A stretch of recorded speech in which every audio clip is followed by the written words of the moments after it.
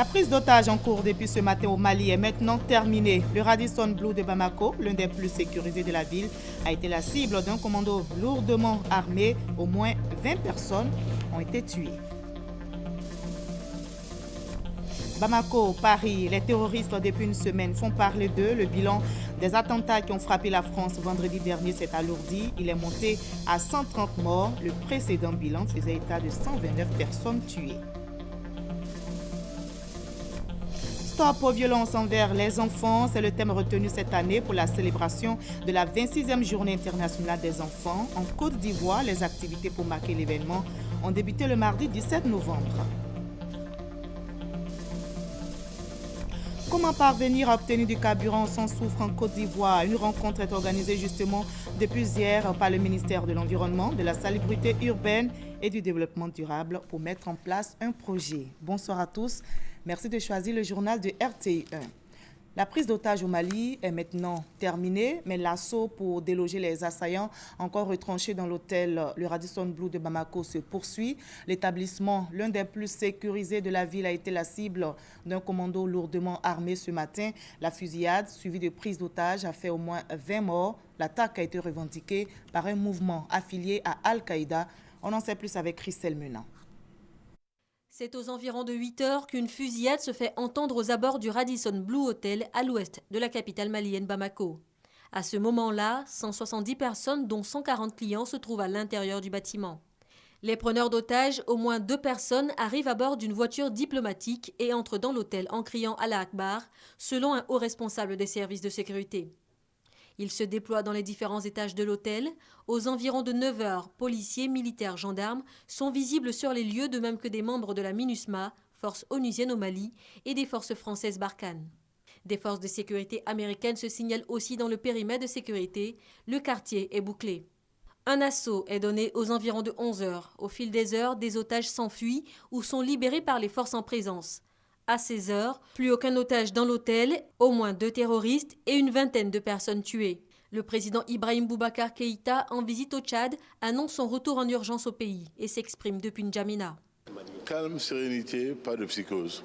Quand le bar, le restaurant, la terrasse a été attaqué, certains ont décrété le Mali pays non grata, destination non grata. Et je pense que ça, ce sont des choses auxquelles il faut faire attention désormais. Nous devons tous être humbles. Nulle part n'est à l'abri ad vitam aeternam du terrorisme.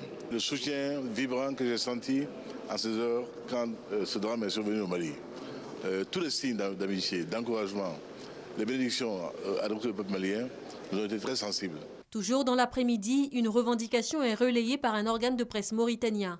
Elle est du groupe Al-Mourabitoun, une fusion des signataires par le sang de Mokhtar Belmokhtar et du Moudjahou. Al-Mourabitoun, lié à Al-Qaïda, est actif dans la région de Gao, au Mali et au nord du Niger. Le groupe armé djihadiste est le même impliqué dans l'attaque en mars dernier d'un bar-restaurant à Bamako. Et nous avons en ligne à présent un confrère, Abdoulaye Sangaré. Il est conseiller au ministère de la Communication ici en Côte d'Ivoire et il faisait partie des otages de l'hôtel Radisson Blu à Bamako.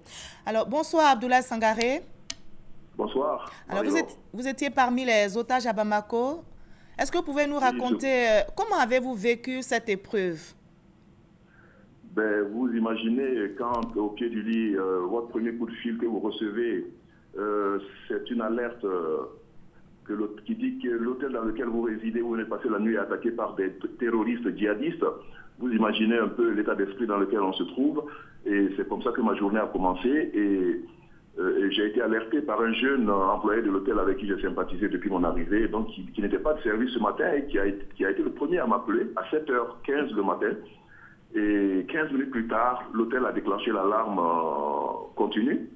Et donc, nous sommes restés dans cette psychose avec des coups de feu, des rafales dans les couloirs, des engueulades, des claquements de portes en permanence, des rafales qui n'arrêtaient pas. Et nous sommes restés dans cet état d'esprit, dans cette ambiance de 7h30 jusqu'à 14h, à l'heure à laquelle moi j'ai pu être infiltré par les forces qui ont donné l'assaut à l'hôtel. Alors, retranché donc dans cet hôtel, avez-vous pensé un moment que tout pouvait basculer pour vous? À quel moment vous avez pensé à cela? dès l'instant où j'ai entendu les rafales d'armes automatiques dans l'hôtel et aux alentours de l'hôtel, des rafales continues, il y avait manifestement des combats. Et je me suis dit que c'est des terroristes et les terroristes ont pour vocation de prendre des otages et de les tuer sans autre forme de procès. Je me dis, mais à tout moment, ma porte peut sauter. Et donc, j'ai verrouillé à double tour sur la base des consignes qui ont été données. Je me suis assis et puis j'ai mis la télévision en coupant le son pour suivre l'évolution des choses parce qu'il n'y avait aucun moyen de savoir ce qui se passait, sauf que je savais que par les voix, les éclats de voix que j'ai entendus, les coups de feu, j'ai compris que tout le monde à l'hôtel était en danger de mort. Alors, comment les forces spéciales ont-elles opéré pour votre libération? Les forces spéciales, c'est sur les chaînes étrangères, les chaînes d'information continue que j'ai vu que l'assaut a été donné, que les exfiltrations ont commencé, j'ai vu les personnes sortir. Et donc, je me suis habillé, je me suis assis sur le lit, en attendant mon tour, en espérant que mon tour viendra avant que le pire n'arrive. Alors, à un moment donné, j'ai entendu des voix dans le couloir, j'ai distingué une interpellation police malienne, ouvrez, nous sommes venus pour vous exfiltrer. C'était 2 portes avant la mienne. Je me suis approché de la porte, j'ai tendu l'oreille, j'ai entendu un Européen parler en français et en anglais. J'ai dit, ça ne peut pas être des djihadistes. Je pense que c'est les secours qui sont arrivés. Ils ne sont pas arrivés à ma porte, mais j'ai entrouvert, j'ai dit, je suis là. J'ai sorti ma main. Ils m'ont dit, sortez les mains en l'air. Je suis sorti, les mains en l'air. Et j'ai vu le couloir de mon palier au 4e, des hommes casqués en armes, armés jusqu'aux dents. Et je me suis approché vers eux, les mains en l'air, et puis ils m'ont récupéré. Et donc vous avez été Ils m'ont installé avec 2 autres, un Américain et une Sénégalaise, le temps qu'on reprenne nos esprits. Et voilà comment on a été sauvés. Et puis sur le palier, ils ont sorti 3 ou 4 personnes, et à 5 ou 6, il y a un officier de la MINUSMA, la mission des Nations Unies, qui dirigeait la sortie, parce que le commando qui est intervenu, chacun avait un rôle à jouer. Et donc, c'est un casque bleu, un officier de la MINUSMA, la mission des Nations Unies au Mali, qui nous a pris pour nous faire descendre par l'escalier de service et jusque dans la mer courante, dans la rue, où d'autres officiers, d'autres militaires des forces spéciales maliennes et onusiennes nous ont pris en charge. Donc, je rappelle, il y avait les forces spéciales françaises, américaines et la MINUSMA. Alors, pour terminer rapidement, dites-nous, quelle est la situation à l'heure actuelle à Bamako? À l'heure actuelle, aux alentours de l'hôtel, c'est le silence total, c'est vraiment zone morte, surtout la nuit tombée. Mais dans la ville, les gens vaquent à leurs occupations. La situation, la psychose n'a pas paralysé toute la ville. C'est la zone où se trouve l'hôtel et c'est une zone, le quartier d'affaires, le nouveau quartier d'affaires de Bamako, l'ACI 2000, qui est totalement paralysé cette nuit-là et depuis l'après-midi, depuis le matin du reste, puisque beaucoup de services n'ont pas ouvert. Et pour le reste, la ville continue à bouger. Calme.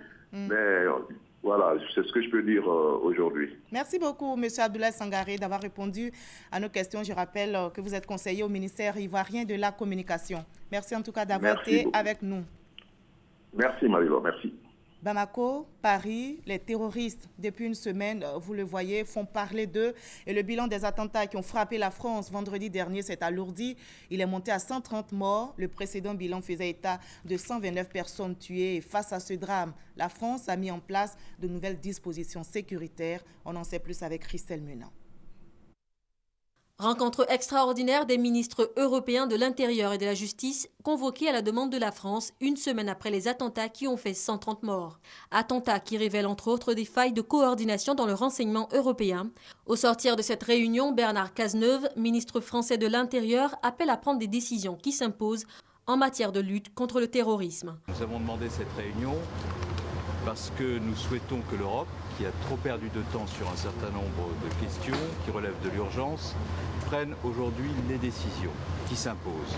Entre autres résolutions proposées, Le contrôle à l'intérieur des frontières européennes, y compris pour les ressortissants européens, l'interrogation du système d'information Schengen lors de ces contrôles, le renforcement des échanges de renseignements entre les pays et le renforcement du contrôle des armes à feu. Il y a urgence à prendre ces dispositions selon Cazeneuve, dispositions qui auraient aidé à neutraliser plus tôt l'un des cerveaux des attentats de Paris, Abdelhamid Abaoud. Mort lors de l'assaut de Saint-Denis, il était recherché depuis plus d'1 an. On sait qu'il était impliqué dans 4 des 6 attentats déjoués en France au cours de l'année écoulée. Quant au 8e terroriste impliqué dans les attentats du 13 novembre, Abdeslam Salah, il reste l'homme le plus recherché de France et fait l'objet d'un mandat d'arrêt international. Et ajoutez que le Sénat vient d'approuver la prolongation de l'état d'urgence pour 3 mois en France. Les attentats survenus à Paris ont suscité une vague de réactions à travers le monde. Et parmi les pays solidaires de la France, il y a la Côte d'Ivoire. Les artistes ivoiriens ont organisé hier une cérémonie pour soutenir le peuple français et rendre hommage aux victimes.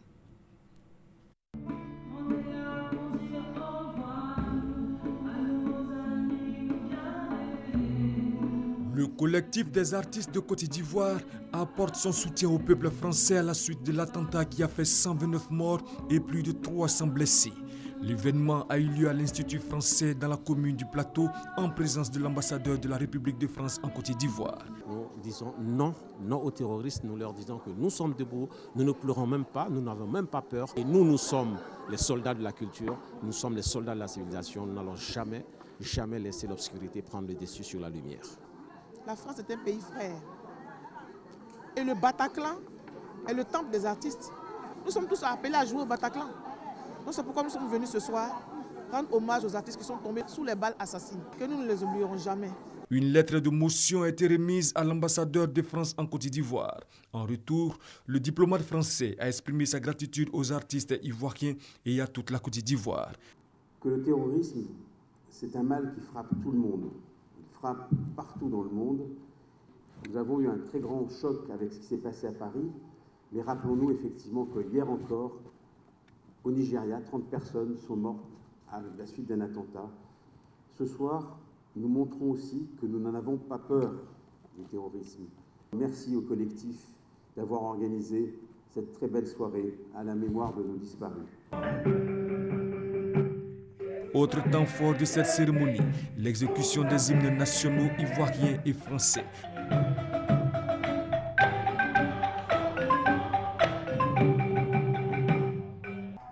Pour consolider les liens qui unissent ces deux pays, puis les artistes de Côte d'Ivoire ont fait montre de leur savoir-faire. Le reportage de Christo Diomandé était commenté pour vous par Abou Sanogo.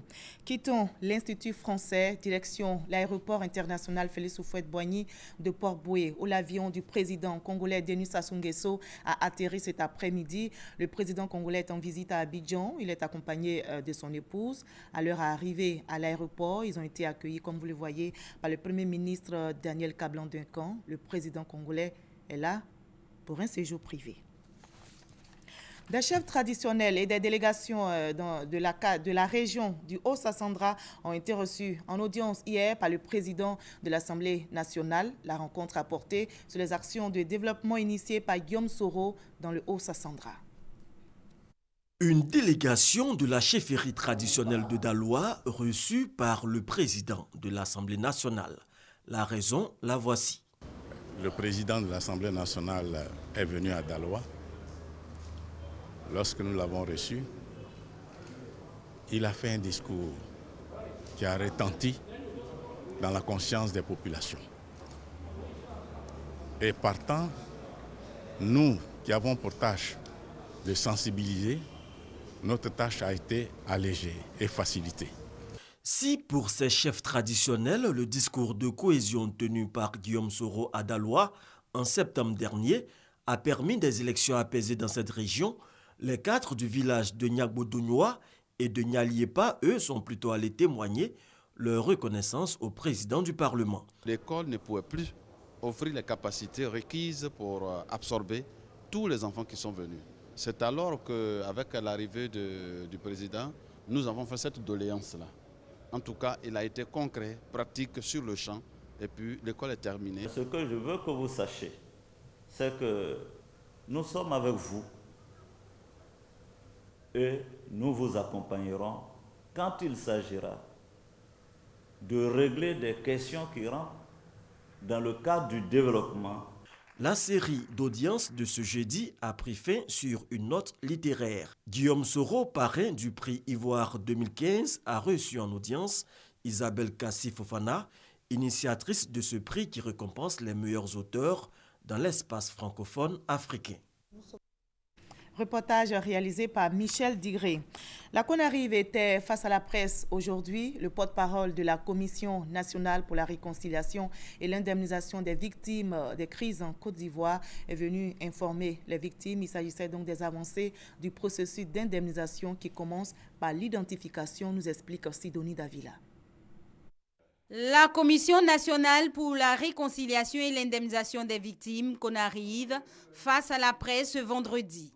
Par la voix de son porte-parole, le professeur Seribaï, il s'est agi pour elle de partager avec la presse la conduite du processus. Concernant l'inscription des victimes, une étape tout aussi importante dans le processus d'indemnisation, qui a vu son délai être prorogé plus d'une fois, la Conarive se veut on ne peut plus clair. Cette activité devait, selon l'ordonnance, s'achever au 30 juin 2015. Pourquoi la Conarive a-t-elle donc proposé la prorogation à plusieurs reprises? Pour une raison de principe. Nous ne pouvons laisser au bord de la route un grand nombre de victimes qui désirent se faire recenser. Rien que du 10 au 14 novembre 2015, en ce qui concerne la dernière prolongation, 5 982 victimes ont été recensées, soit un total de 84 322 victimes recensées.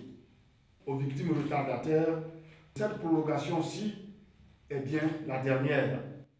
La Conarive veut s'atteler à satisfaire toutes les victimes comme le souhaite le président de la République, pour accélérer son action qui devrait aboutir à l'établissement de la liste unique consolidée. L'institution a mis sur pied des équipes techniques qui travaillent de jour comme de nuit. La Haute Autorité de la Communication Audiovisuelle communique.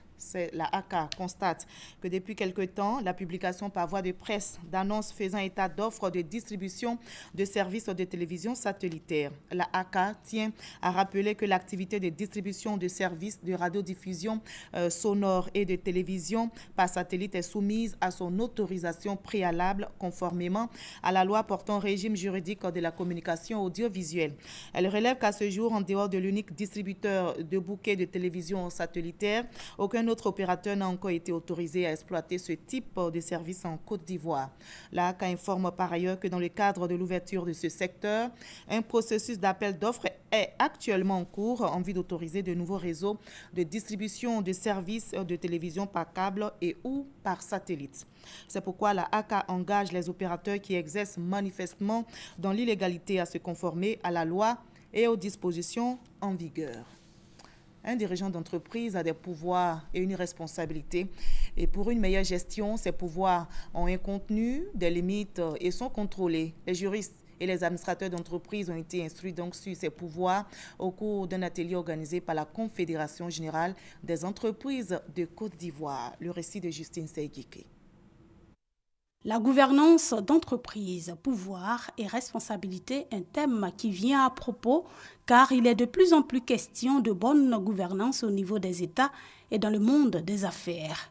La Confédération générale des entreprises de Côte d'Ivoire, CGC, a convié les juristes et les administrateurs d'entreprises à conforter leurs connaissances en ce qui concerne les pouvoirs des dirigeants sociaux pour une meilleure maîtrise du fonctionnement de tout type de société. L'intérêt pour nos juristes de participer à de tels échanges, c'est de confirmer ce qu'on sait ou infirmer ce qu'on a cru savoir. Du coup, de tels échanges sont vraiment, j'ai envie de dire, révolutionnaires du droit des affaires. À travers cet atelier, nous réalisons qu'en tant que juristes, nous avons vraiment besoin de nous appliquer dans notre travail quotidien.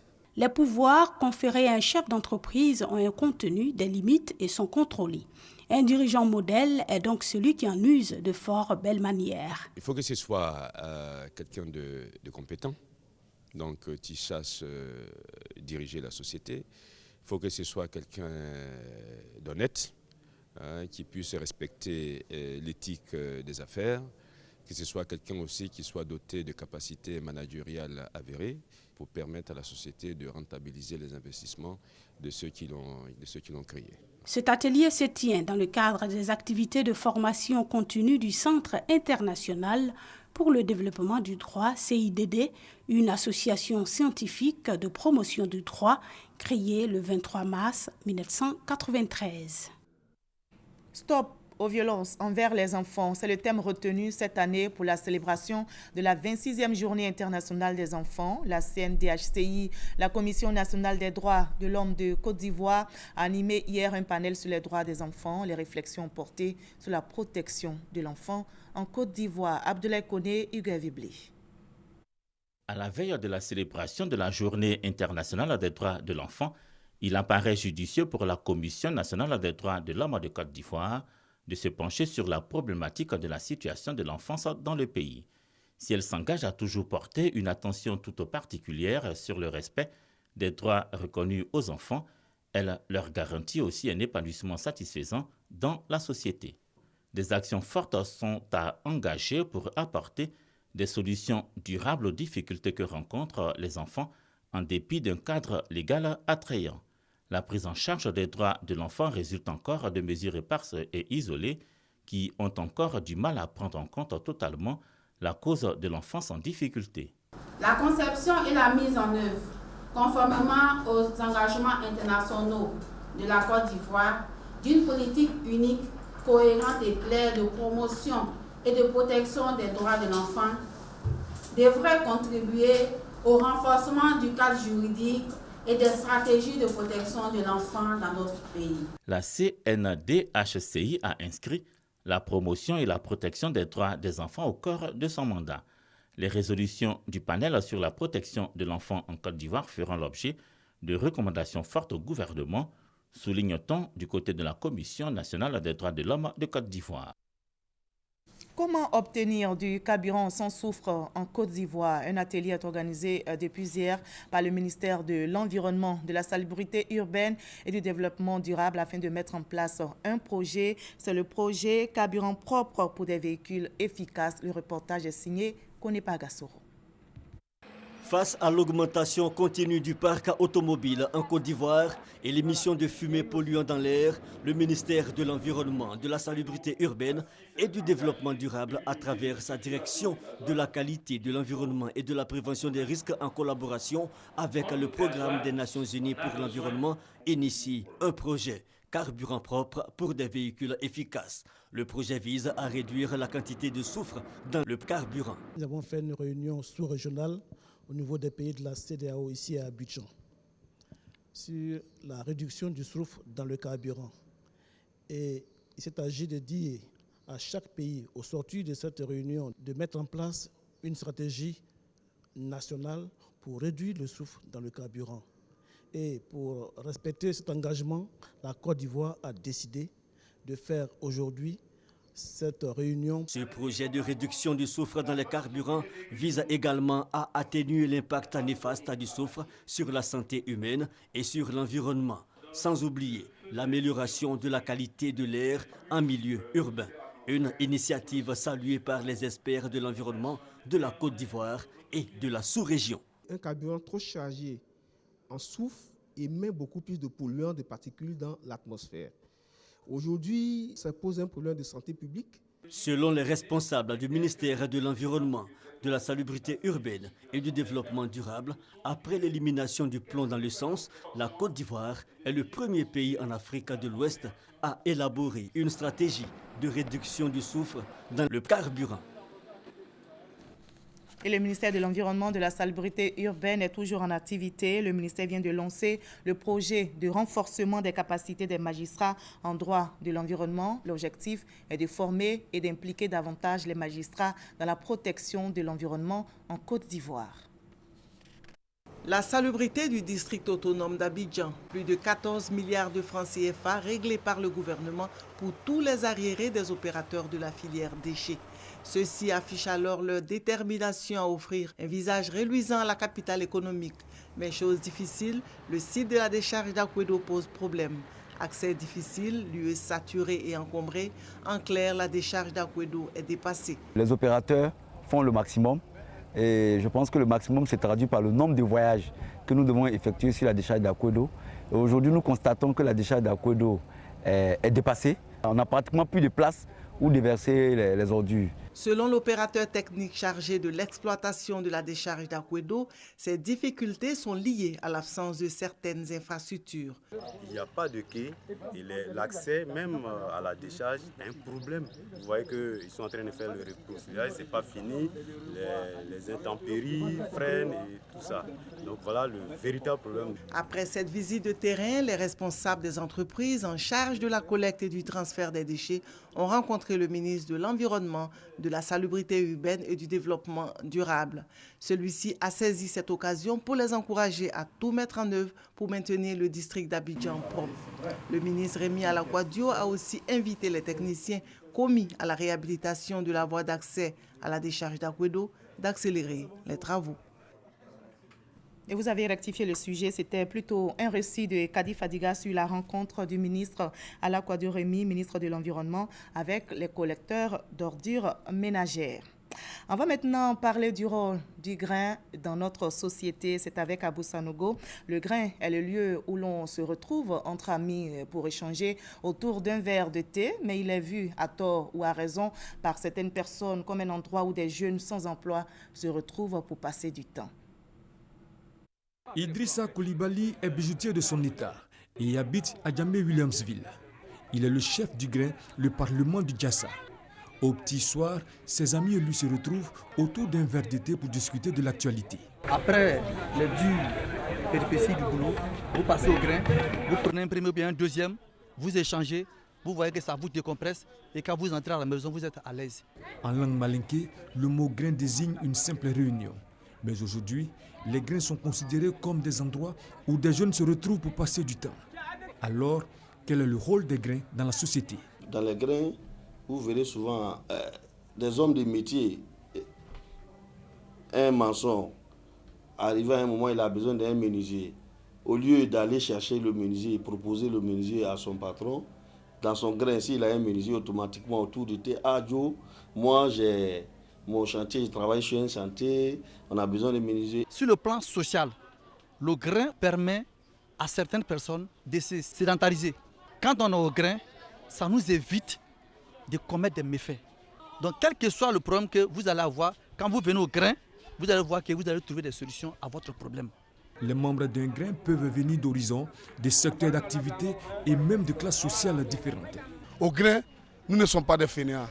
Nous avons des diplômés, des hommes formés même dans le tas, des menuisiers, des mécaniciens, des charbonniers, on a tout ici. Au grain, ce n'est pas seulement le petit verre de thé qu'on dit. Sinon moi-même personnellement, je ne consomme pas du thé. Mais c'est l'esprit même d'union qui est là, et puis la fraternité entre nous ici. Et puis, on fait tout au grain ici. Ici, il y a des imams qui sont là. Il y a des médecins qui sont là. Il y a des laboratoires qui sont là. Les grains sont aussi considérés comme des espaces de discussion et d'échange d'idées sur des sujets de la nation. Moi, mon métier, par exemple, nous travaillons sur des hommes. Actuellement, vous savez qu'à la banque de sang, il y a pénurie de sang. Donc, ceux qui donnent le sang, là, c'est la population. Cette population, il faut partir vers elle. Tout dernièrement, ils ont fait de collecte de sang à Williamsville ici.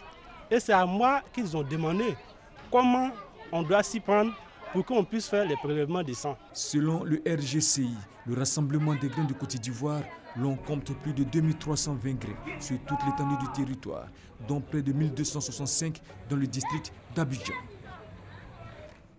Je vous amène maintenant à découvrir le marché artisanal de Cocody Saint-Jean. Ce marché n'est pas fermé, bien au contraire, il continue de recevoir des visiteurs et des touristes. 8 ans après l'incendie qu'il a ravagé, le marché des arts de Cocody est toujours en place. Voyons cela avec Hugues Vébli. Ce qui reste du marché de Cocody-Saint-Jean, les marchands d'objets d'art y occupent une place de choix. Et le visiteur qui s'y rend trouve une palette d'objets qui, pour la plupart, retrace toute une histoire, toute une civilisation de la population ivoirienne. Ici, on trouve à peu près tout ce dont on a besoin. Vous voyez, il y a des statues, il y a des habits, les Addis Abeba et tout, il y en a tout. Quand je vois les colliers, c'est beau, c'est bien fait. Voilà. Puis bon, ça vient d'ici et tout. Il faut reconnaître que les gens ont vraiment du talent. Ceux qui font ça, ils ont vraiment du talent. J'ai acheté des masses pour faire des cadeaux, y compris ces tableaux d'art. Au marché artisanal de Cocody-Saint-Jean, on trouve des occupants qui, tout en déplorant leur emplacement actuel, offrent aux visiteurs des statuettes, des perles, des colliers et même des pagnes aux couleurs variées et déclinées en plusieurs accessoires pour le menu besoin. Notre problème, les clients en passante. On ne trouve pas les clients. On a besoin les touristes. Dans d'autres contrées, d'autres villes de la sous-région, c'est bien organisé. Mais Cocody, c'est une commune de MAC, une commune présidentielle, c'est ce qu'on m'a fait savoir, mais ce n'est pas bien organisé. De passage dans la capitale économique ivoirienne, ces touristes d'un jour viennent écumer le marché dans l'espoir de rapporter quelques souvenirs dans leur bagage. Les tenues, je trouve que les motifs du tissu sont plus riches ici. C'est plus coloré, c'est plus joyeux, c'est plus...